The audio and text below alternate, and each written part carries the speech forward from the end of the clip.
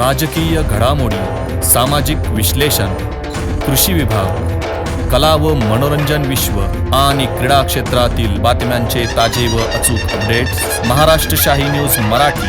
बातमी मागची बातमी, शोध सत्याचा.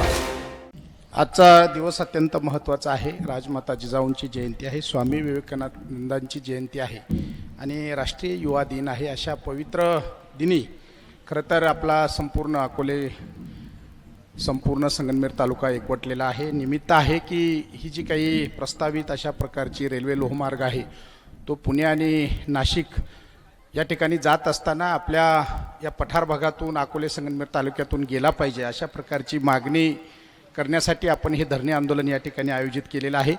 या आंदोलनाच्या निमित्तानं अनेक मान्यवर मंडळी या दोन्ही तालुक्यातून उपस्थित आहेत. आमच्या माता भगिनीसुद्धा उपस्थित आहेत. उपस्थित सर्वांचं मनापासून विकास क्रांती सेनेच्या वतीनं आणि सर्वांच्या वतीनं मनापासून आभार व्यक्त करतो.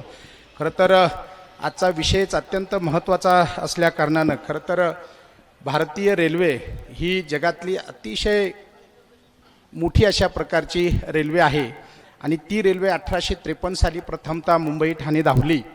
1853 जवळजवळ 175 पावणे 200 वर्ष त्या घटनेला पूर्ण झालेली आहेत आणि पावणे 200 वर्षानंतर सुद्धा आपल्या एवढ्या विकसित या शहरांच्या दोन्ही शहरांना जोडणारी नसावी ही खऱ्या अर्थानं खूप मोठी खंत आपल्या सगळ्यांना आहे. खरं तर 2000 सालापासून मी अनेक पुढाऱ्यांची, अनेक राजकीय नेत्यांच्या भूमिका पाहतो आणि त्याच्यामध्ये सातत्यानं जेव्हा खासदारकीच्या निवडणुका येतात सगळ्यात महत्त्वाचा मुद्दा असतो तो पुणे नाशिक रेल्वे ही जाणारच होणारच, परंतु आजतागायत ती काही झाली नाही.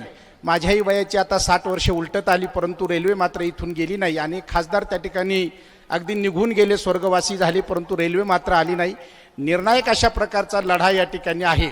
मी स्थानिक राजकीय नेत्यांना, राज्यातील नेत्यांना या ठिकाणी काहीही बोलणार नाही, कारण ही सेंट्रल रेल्वे ही राज्याची नसून देशाची आहे आणि म्हणून देशाच्या पंतप्रधानांना माझं या निमित्ताने आव्हान असेल की खरोखर जर आपल्या देशाचे पंतप्रधान रेल्वेच्या फलाटावर चहा विकून त्यांनी बालपणीचा कार्यकाल त्या ठिकाणी उदरनिर्वाह केला असेल तर या ठिकाणी बोट्यासारख्या ठिकाणी जर रेल्वे फलाट झालं तर येणारी आमची खरी पिढी, जी काही पुढची पिढी असेल त्यातले आमचे बालगोपाळसुद्धा काही भाजीपाला विकतील, काही दूध विकतील, काही चहा विकतील, काही कुठल्याही प्रकारचं घरगुती बनून अगदी बिबड्या, पापड वगैरे अशा प्रकारच्या आमच्या माता भगिनी त्या रेल्वे स्टेशनवर, कारण ह्या रेल्वे स्टेशनवरून जाणारी माणसं एक तर नाशिकला जातील, पुण्याला जातील किंवा कन्याकुमारीपर्यंत जातील, इकडे जम्मू काश्मीरपर्यंत जातील, अशा प्रकारचा हा महत्त्वाचा रेल्वे मार्ग आहे.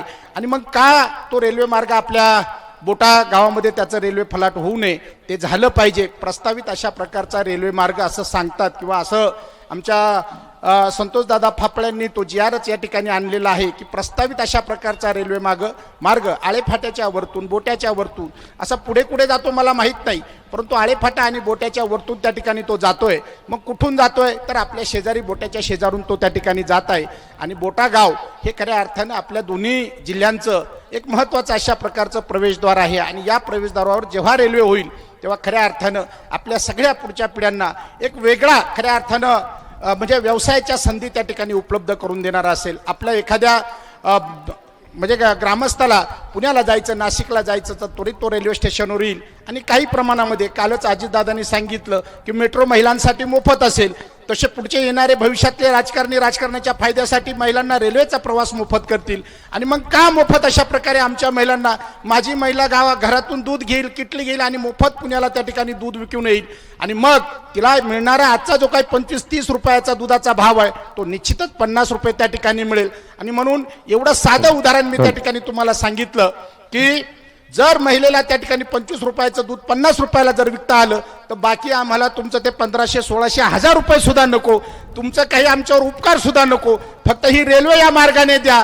आमच्या महिला सक्षम आहेत, आज सुद्धा 8-8 तास, 16-16 तास कांदा लावून त्या ठिकाणी आपली कमाई करतात आणि मग रेल्वे आल्यानंतर खऱ्या अर्थानं रेल्वे फलाटावर आपल्या शेतात पिकवलेला भाजीपाला, आपल्या घरात त्या ठिकाणी काढलेलं दूध अशा प्रकारे त्या फलाटावर विकतील. आणि म्हणून माझं आव्हान या माध्यमातून या देशाच्या सर्वोच्च लोकनेत्याला आहे, सर्वोच्च लोकप्रतिनिधीला आहे, या ग्रामीण भागातील एक अतिशय एका साध्या खेडेगावातील अशा प्रकारच्या लोकप्रतिनिधीचं आव्हान आहे की आपण खऱ्या अर्थानं या रेल्वेच्या विषयामध्ये लक्ष घालावं आणि जेथे जेथे तुम्ही सांगितलंय सबका साथ सबका विकास, मग सबका साथ आणि सबका विकास जर तुम्हाला करायचा असेल तर या ठिकाणी ही रेल्वे, मग आमचा विकास का या ठिकाणी नाही? मग तो विकास पुणे नगर असा पुन्हा एकदा विकसित अशा प्रकारच्या भागातून का रेल्वे जाते? ही रेल्वे अविकसित भागातून जावी अशा प्रकारची एका ग्रामीण गावातील लोकप्रतिनिधीची मागणी देशाच्या सर्वोच्च लोकप्रतिनिधीकडे या माध्यमातून मी करत आहे. आणि खरोखर या ठिकाणी हे लाईव्ह चालू आहे. मला एवढंच या निमित्ताने सांगायचं आहे, मोदी साहेब तुम्ही जर फलटावर रेल्वे फलटावर चहा विकला असेल तर तुमची ही जबाबदारी बनते की या परिसरातील पंचक्रोशीतील या गोरगरिबीत खेड्यापाड्यातील या भागामध्ये रेल्वे फलाट व्हावीत आणि त्या रेल्वे फलाटावरून आमच्या सगळ्या गोरगरीब तरुणांना, आमच्या सगळ्या बालगोपालांना त्या ठिकाणी निदान चहा भाजीपाला काय घरातील घरगुती पदार्थ ते विकता यावेत. आणि म्हणून प्रस्तावित अशा प्रकारची, प्रस्तावित हा शब्द फार महत्वाचा या ठिकाणी आहे, प्रस्तावित 2019 ते 2021 साली झालेला जो काही रेल्वेचा जो काही सर्वे आहे तो वरून गेलेली रेल्वे ही जुन्नर, अकोले, संगमनेर आणि सिन्नर अशी जावी अशा प्रकारची जाहीरपणे मागणी या निमित्ताने मी करतो. मी आपला सगळ्यांचा जास्तीचा वेळ घेतला त्याबद्दल दिलगिरी व्यक्त करतो. परंतु माझी विकास क्रांती सेनेच्या सगळ्या मंडळींना या ठिकाणी भरभरून सदिच्छा शुभेच्छा असतील. कारण हे आंदोलन उभं करणं, याच्या पाठीमागे ताकद लावणं, खऱ्या अर्थानं आर्थिक असेल सगळ्याच प्रकारची ताकद आपण लावलेली आहे. मला या ठिकाणी फुल ना फुलाची पाकळी म्हणून आर्थिक अशा प्रकारचा हातभार या निमित्तानं विकास क्रांती सेनेनं जे काम केलेलं आहे, गावोगाव बोर्ड लावलेले आहेत, हे व्यासपीठ निर्माण केलेलं आहे, इथं पाण्याच्या बाटल्या देण्याचं काम केलेलं आहे. उन्हातान्हात आमची सगळी मंडळी या ठिकाणी बसलेली आहे. तर आर्थिक हातभार लावण्याचं कुणाचं तरी या ठिकाणी आपलं कर्तव्य बनतं. म्हणून या क्रांती सेनेला, या आंदोलनाला खऱ्या अर्थाने ही रेल्वे व्हावी म्हणून पडेल तो आर्थिक सहभाग, आर्थिक या ठिकाणी नियोजन मी या ठिकाणी स्वीकारतो. अशा प्रकारचं जाहीर आवाहन करून माझं या ठिकाणी विचार थांबवतो. धन्यवाद. जय महाराष्ट्र, जय जिजाऊ, जय. प्रिय ग्राहकांनो, आपल्या सेवेत सदैव तत्पर आहे फापाळे इन्शुरन्स अँड सर्व्हिस. जीवनभराची साथ, जीवनानंतरही मदतीचा हात.